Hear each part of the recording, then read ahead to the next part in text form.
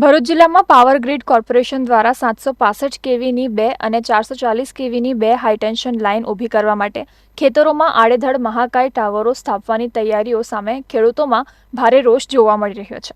આ તાનાશાહી વિરુદ્ધ ગુજરાત ખેડૂત સમાજના નેજા હેઠળ અસરગ્રસ્ત ભરૂચ અને વાગરા તાલુકાના ગામોના ખેડૂતોના આગેવાનો દ્વારા ભરૂચ કલેક્ટર કચેરીએ આવેદનપત્ર સુપ્રત કર્યું હતું। ખેડૂતોએ આ પ્રોજેક્ટ માટે ખેડૂત હિતોની અવગણનાને લઈને તીવ્ર વિરોધ કર્યો હતો। આવેદનપત્ર સોંપતી વખતે જયેશ પાલ, રમેશ પાલ, જયેશ પટેલ, નવફલ પટેલ સહિતના આગેવાનો હાજર રહ્યા હતા। તેમણે જણાવ્યું હતું કે આ પ્રોજેક્ટ ખેડૂતોની જમીન અને જીવન પર નકારાત્મક અસર કરશે। તેમણે પાવર ગ્રીડ કોર્પોરેશન દ્વારા તાનાશાહીપૂર્વક લાદવામાં આવતી કામગીરીને રોકવા માંગ કરી હતી।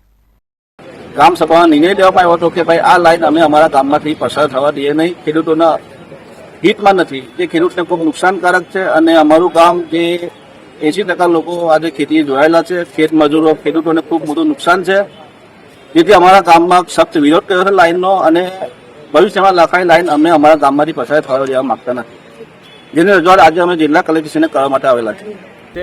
આવનારા દિવસોમાં જો આ જોહુકમી ઓછી ન થાય, બંધ ન થાય અને ખેડૂતો ઉપર જે અત્યાચાર કરવામાં આવે છે, જબરજસ્તી કરવામાં આવે છે, એ જો બંધ કરવામાં નહીં આવે તો આવનારા દિવસોમાં અમે જલદ કાર્યક્રમ આપીશું।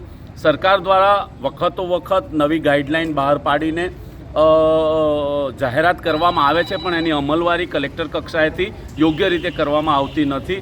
એને લઈને પણ અમે આજે કલેક્ટરને રજૂઆત કરવા માટે આવ્યા છીએ।